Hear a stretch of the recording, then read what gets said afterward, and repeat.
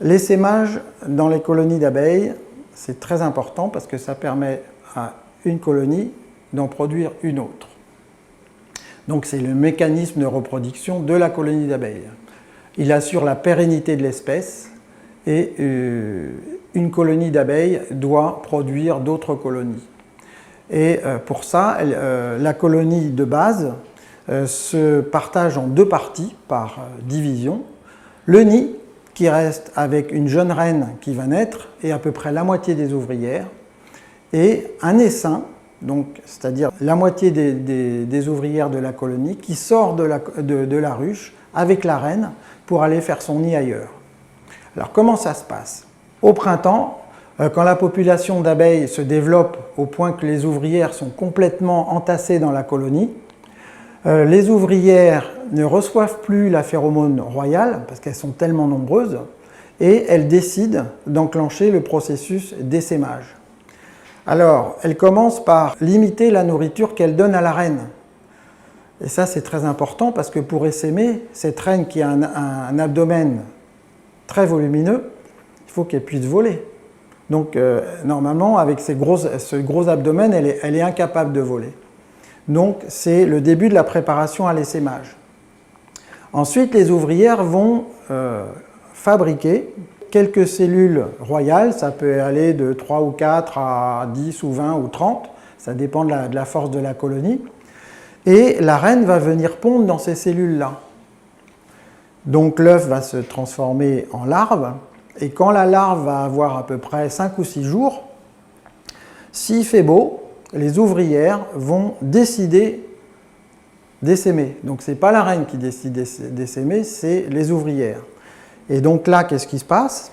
La reine va sortir de la colonie poussée par les ouvrières, avec la moitié des ouvrières de la colonie, et puis ils vont aller se percher sur un support proche de la colonie.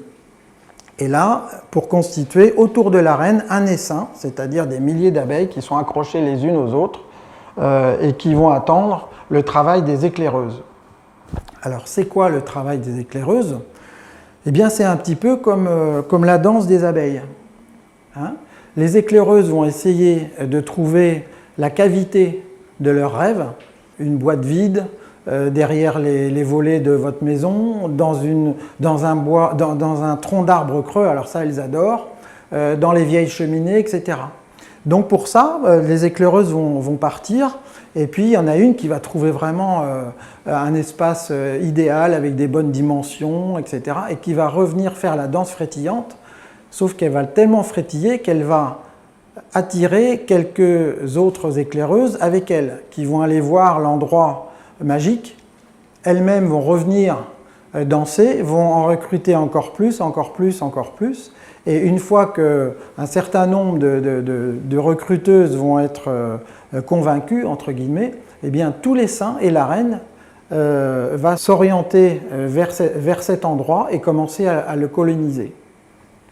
Alors une fois que tout le monde est rentré dans cette cavité, les abeilles bâtisseuses s'accrochent au plafond de la cavité, fabriquent de la cire et commencent à construire un rayon, puis 2, puis 3, avec des alvéoles dans lesquelles la reine va commencer à pondre.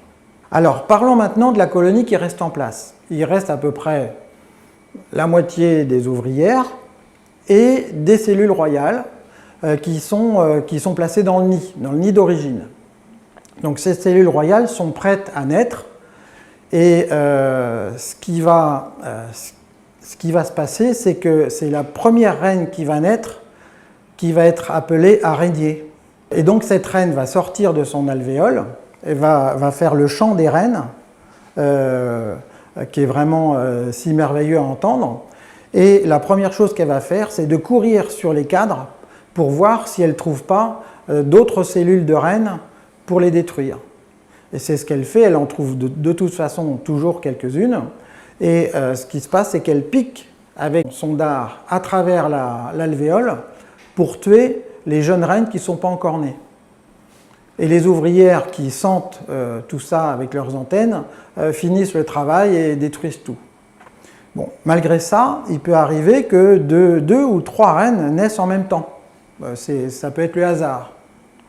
En ces cas-là, elles se battent et que la meilleure gagne. Elles se battent avec leur dard, qui est lisse et qui leur permet de ne pas mourir après la piqûre. Toujours est-il qu'à la fin de ces combats royaux, reste dans la colonie une reine vierge qui va aller se faire féconder par les mâles à peu près 5 jours après sa naissance, par entre 10 et 20 mâles. Et une fois qu'elle sera fécondée par les mâles, elle va commencer à pondre des œufs. Et ça, elle pondra toute sa vie et au bout de 4 ou 5 ans, quand elle aura plus de spermatozoïdes dans sa spermathèque, eh bien, elle mourra ou elle sera remplacée par une autre reine par les ouvrières. Ainsi, d'une colonie s'est formée une autre colonie par division.